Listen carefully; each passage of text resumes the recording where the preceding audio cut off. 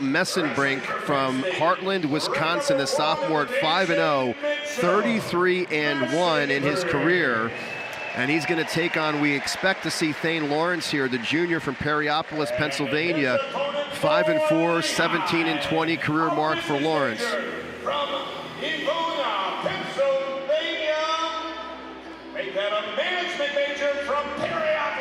Yep, it's Lawrence, it's Mesenbrink.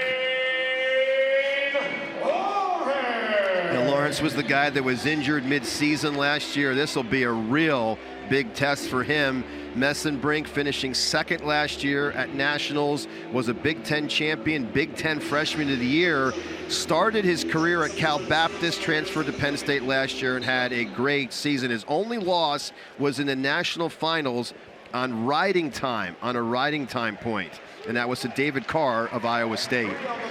And he's out to a quick 3-0 lead. Keep going, Doug, because I want to see how many takedowns he can get before the Open is done. If you want to see a wrestler with one of the best motors in college wrestling, Mitchell Mesenbrink has to be number one or at the top of that conversation. And I will say this again, you're from Wisconsin, you got Minnesota nearby, you've got Ohio State you got to go past, you got Michigan you got to go past.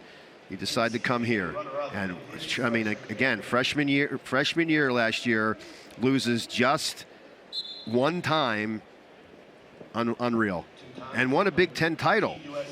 Did not hit David Carr, Iowa State out of the Big 12, but losing once on a riding point in your freshman season. Yeah, and it looked like he was a little bit confused at the end of that match, the way he was wrestling, although I could be wrong. He's got a Turk here on Lawrence. 3-1, now make it 6-1.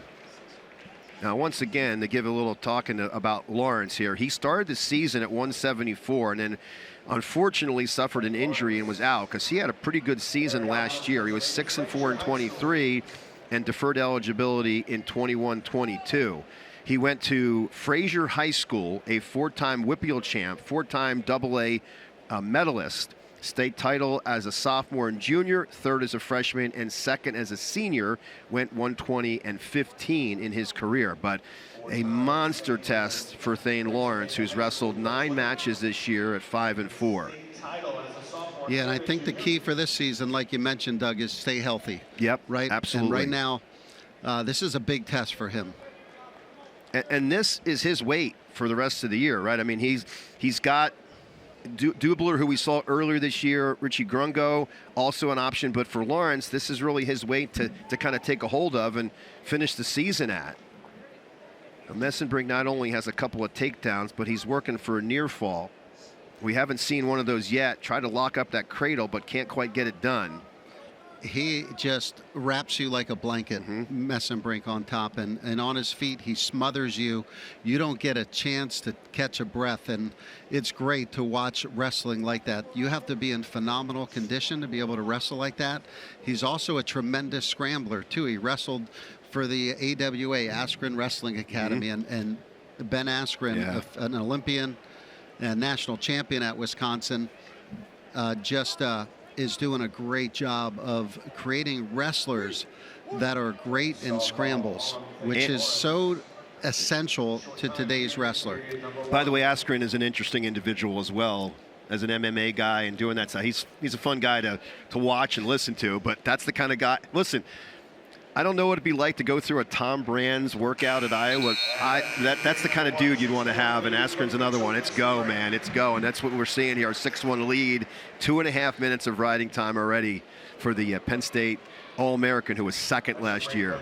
And, you know, Ben Askren might have benefited a little bit more from that Tom Brand's and Brands Brothers mentality, that Iowa type style. And I think Iowa would certainly benefit by having a coach like him in their program that can help them maybe diversify a little bit of that, you know, constant get you tired and just grind you out.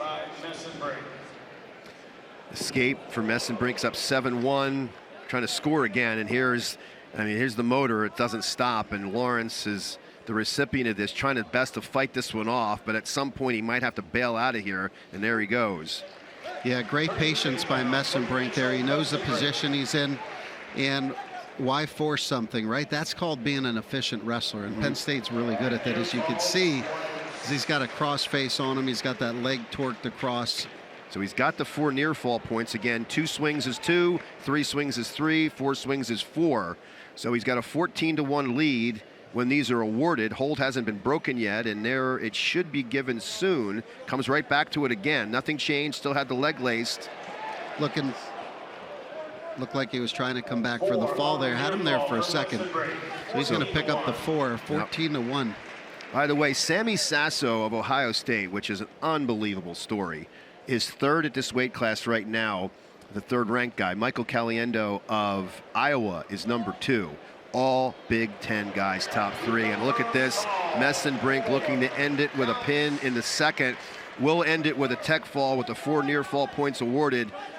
Again, you can't figure for the head and pick up the head off the mat anymore, so he's trying his best to reach over with that left leg, and he's going to get the 4 near fall awarded, and that'll do it. You get 18 plus 19-1 on the tech fall, and that's kind of what we expected from the returning national runner-up. From Penn State, Mesenbrink. And I love that. After he cranks your shoulder for about 2 minutes and it's in pain, gives you a nice little pat on the back as you walk off. But he is a great sportsman.